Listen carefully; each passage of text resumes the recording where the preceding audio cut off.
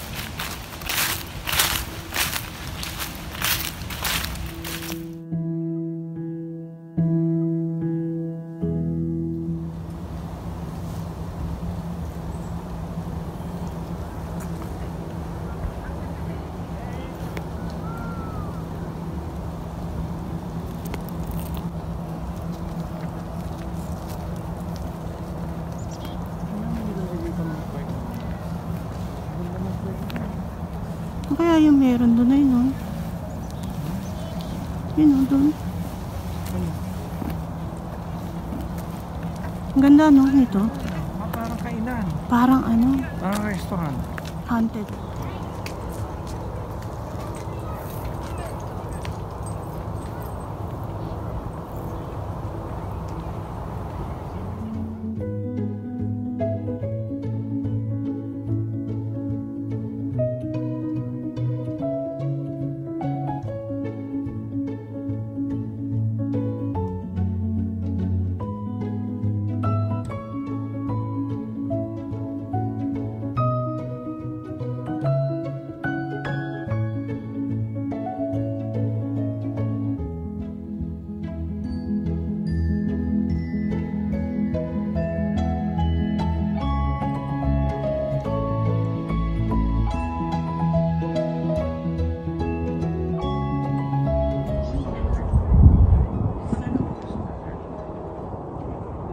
Dito ako man ay medyo nag-drive. Medyo tayo. Huh?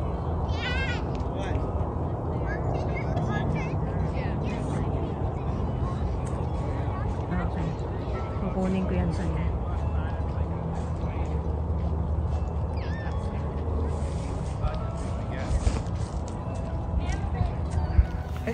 Lakad-lakad lang kami dito. Malaki itong lugar na to, itong park na to. Teka, may picture taking.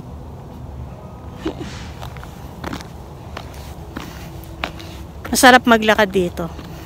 Pero pag summer, ayaw namin maglakad sa ganito kasi napakainit.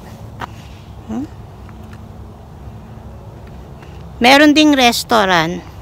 Yung pinakita ko kaninang parang haunted house. Ha? Ayoko dito na ako. Marami ding nagbabike, nakapag-bike si husband dito dati. Galing siya sa, ewan ko sang lugar. Tapos dito siya lumusot. Hindi na kami magda-downtown, malayo daw. So, dito na lang.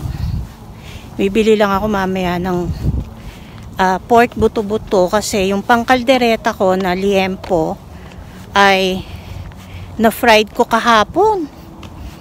Kasi tinamad na magluto kahapon.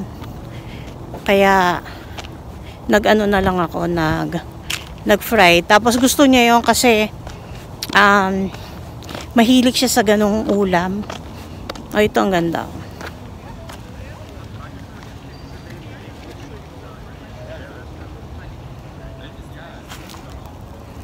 Yan. At maraming nagbabike.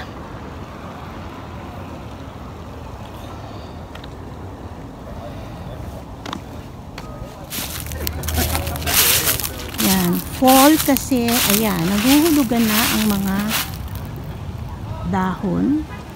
Makalat, pero maganda ang mga puno, ang mga dahon.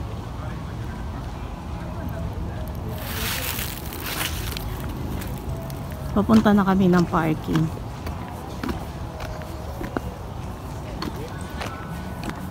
Fall and autumn is the same. Magkaiba lang ng pangalan. Pero pareho lang yun. Alam, may mga, ang daming aso dito. Takot kaya ako sa aso. Kahit yung mga nakatali. Kasi minsan yung mga nakataling yan, halimbawa, nahila nila yung amo nila. Tapos kumawala. Itong isa na, oh my God.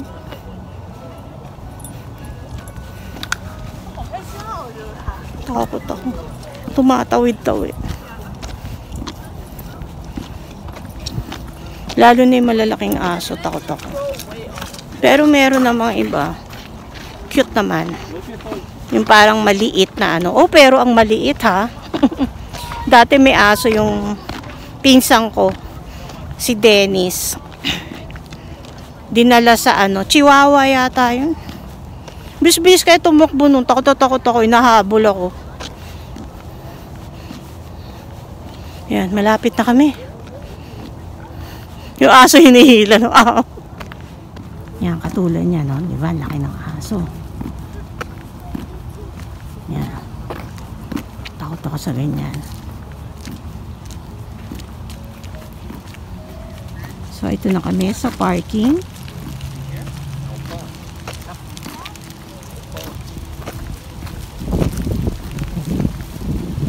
Hindi ko alam kung pwedeng mag-picnic dito. Pero may nakita ako isang family ng Filipinos. Ano lang naman, may mga dala silang coffee. Pwede siguro pa snacks lang. Parang wala na nakitang picnic tables. O siya, gugo na kami. Alabas na kami. Gagasolina pa at bibili ng konti sa grocery ng pangkaldereta.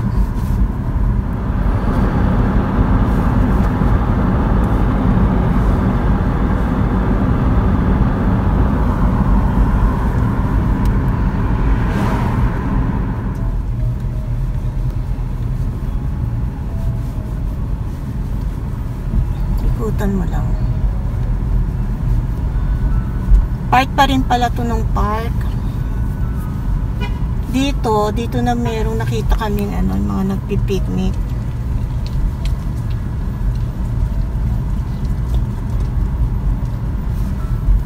Housewood Amphitheater. Ayun may mga nagpipiknik doon. May picnic table. May mga picnic table dito.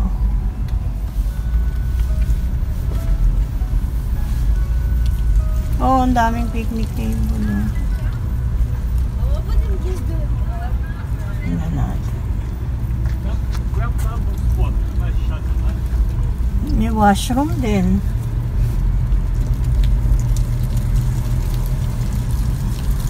Hindi ko pinasok pag sa ilang ganun sa Ayun, dami.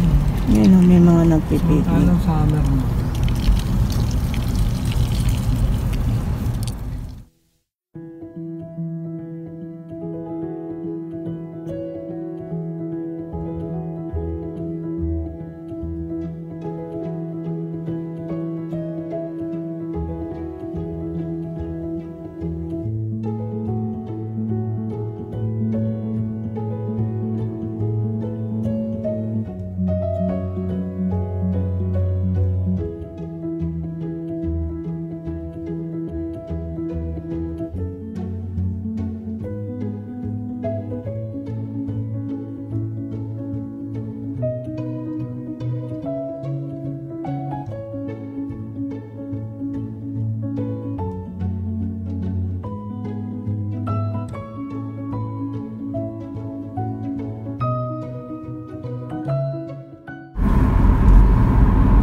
pabalik na kami kasi mali yung nadaanan namin.